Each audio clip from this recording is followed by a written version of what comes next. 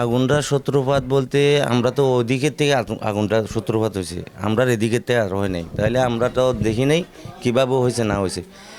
যেহেতু আমাদেরকে পার্শ্ববর্তী একজন আসে দরজা বাড়িতে, তখন আমরা ঘুমাছিলাম। ঘুমোতে যখন উঠি দেখি কি আগুন জ্বলতেছে। যখন আগুন জ্বলে মানে আমি গাড়িটা বাইর করে কোনো রকমে আইতে পারছি না, তখন আগুনটা ছাই গেছে গা। তখন আমার ঘরের ভিতরে পর্যন্ত আগুন আয় পড়ছে। তখন আমি জীবন বাঁচান ফরজ হয়েছে নাকি আমার জিনিসপাতি বাঁচান ফরজ হয়েছে। তখন আমরা স্বামী স্ত্রী দুজন বাইরে গেছি। আমার ফুলার মার এখানে স্বর্ণ ছিল, টাকা ছিল। ফুলার মা তারপরে যখন ঢুকতে চাইছে, আমি কই তুমি ওগুলো চিন্তা করি না, আগে তোমার জীবন তুমি বাঁচাও, এরকম বলে আমি ফুলার মাকে আমি টাইনা নিয়ে গেছি, বাইরে করে ফেলেছি। বাইরে করে আবার একটা গ্যাসের বোতল আছিল আমার, সিলিন্ডার।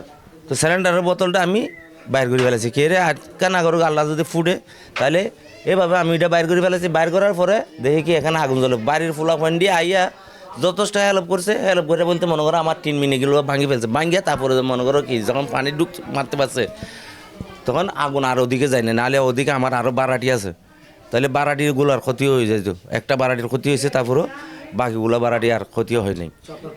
তো এই ধরেন না আমার ক্যাশ টাকা গেছে 70,000, আর ফার্নিচার মানিচারে ফ্রিজে মিরিজে মনে করো 70-80 হাজার টাকা। আমার সর্বমোট কয়টা বাড়ি করেছে? বা আমার 3টা ঘর, আমার 3টা। পার্শ্ববর্তী ধরেন না আরও আছে ওসমান বাজার একটা 5খানো, ওখানে 5 ঘর, সর্বমোট প্রায় 10-11টা পর্যন্ত। এইরকমেরই। এই যে আপনাদের পার্শ্ববর্তী, অর্থাৎ এগুলো তো একবার বাসা বাড়ির ভিতরে একটা ফ্যাক্টরি, এটা তো নেওয়ার কোনো নিয়ম নেই, নিয়ম নেই। জি, একটা যে ফ্যাক্টরি দিল তারা, এই যে এই দায়ভারটা কার বলে আপনারা মনে করেন?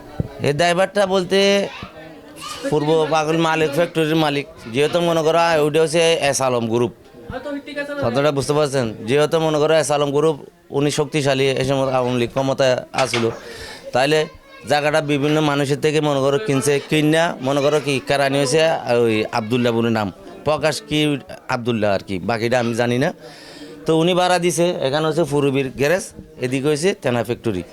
তেনা বলতে দানা মানা প্লাস্টিক এসব কারখানা দিছে। একবার আরও আগে আগুন লাগছিল ওখানে 2-3 বছর আগে, ওইটা হালকাভাবে লাগছে। তাহলে আমরা কমপ্লেন জানাছিলাম, ভাই আপনি ফ্যাক্টরিটা করতেছেন যে এদিকে আমরা বসত বাড়ি, তাইলে মনে করো কোনো এক সময় না এক সময় বিপদ আসতে পারে। তবে আমরা এই সময় ভুল করছি যে ওইটা আমরা ফারি মনে করো সবাই মিলে যদি বাড়িওয়ালারা যদি আইনগত একটা যদি ব্যবস্থা নিতাম, তাহলে ওটা আমাদের জন্য সফল হতো।